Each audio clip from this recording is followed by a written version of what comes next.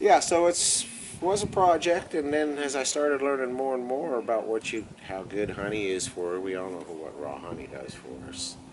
The propolis, like I said, it's cancer curing, tumor curing, wound curing. I've put it on So there's wounds. lots of avenues for alternate applications because it's uh, solid.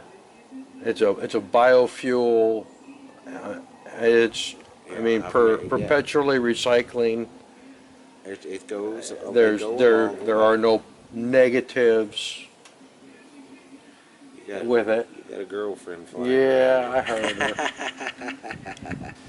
I use the bee stings also when I got muscle issues, Yeah. and I will sting myself with the bees in my Oh. neck and shoulders.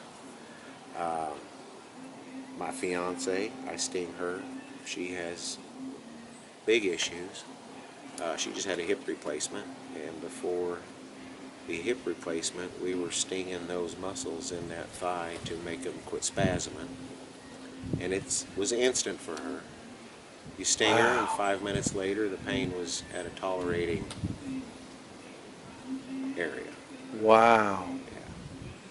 Yeah. And I sting myself. So Anymore, I don't have to sting myself because playing with the bees, I get stung anyway. yeah. But yeah, that's my fiance thought I was a goofball when she first moved back 2 years ago when Right. we met up and she started staying here. She thought I was off my rocker doing this stuff, stinging myself and cooking down propolis for medicines Right. and making tinctures. I make tinctures out of the yard with weeds, and she's now into it. She's actually the one that started the hand lotions with the wax and the body butters, Right. and they go from there.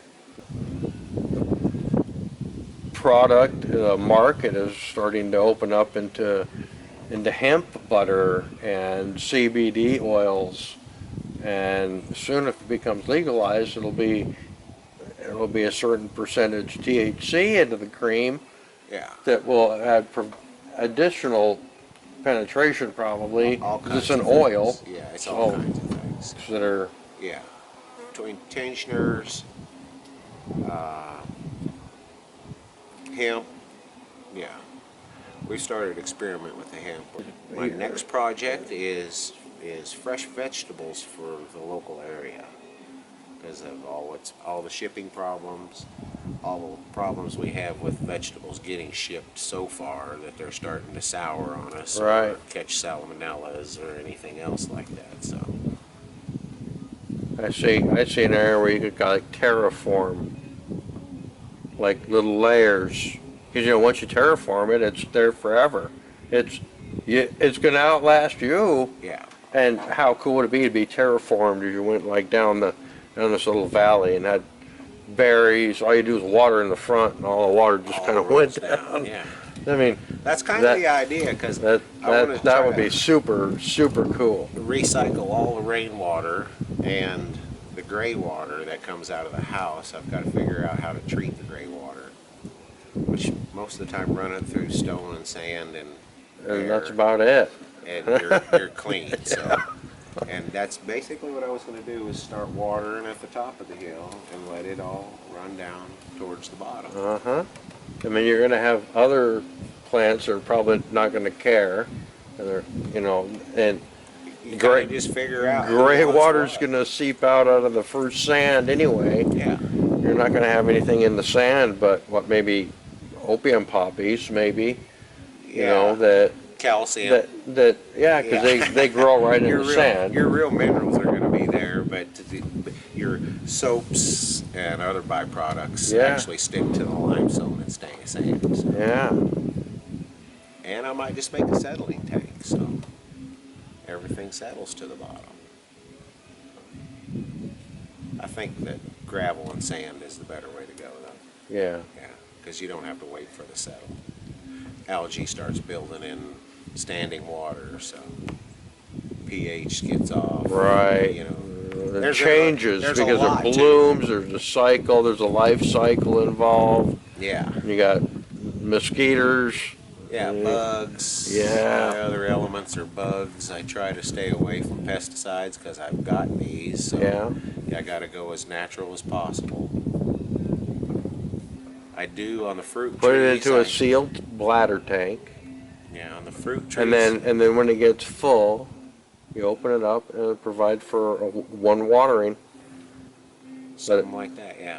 And you put it right into a big fucking tube, stuffed full of gravel, stuffed full of sand. Got plenty of it around. And Well, they use corrugated black plastic, there you and it's go. Yeah. flexible like a French drain. Uh-huh. And you bring it down the hill and you space it out. And when you flood this tube, it just starts running out all them holes, and you plant your plant on top of that tube. Let alone do you get warmth from the black tube in the ground, but you got moisture, is my theory. Yeah. Well, you have a ventilation too. That And you'll can have provide for an a airflow. little bit of ventilation. So it's going to provide for underground ventilation for the roots to get oxygen, because they're gonna strive to go for more airous Yeah, so soil. it's just a piddle process for me. And all I just saw right here Semi-retired myself. just be terraformed and Yeah. going down. I just thought that would be just so. Oh yeah, see that's what I thought. That would be rad to have like grapevines. Up where the core is, and just come, because it's all downhill from here, and then this whole hillside over here runs straight down here. And I'm like, The most real thing you ever saw. the most real thing I've ever saw. The most real thing you ever saw. Whatever struck you with the most awe. Like, wow, this is really real. I watched a car go through the ice one time. It was pretty crazy. Craziest thing I ever done was a snowmobile across open water. That was realism. You were dead or alive. That was it. That's the only choice you had. And then a couple days after that, a guy was shooting across the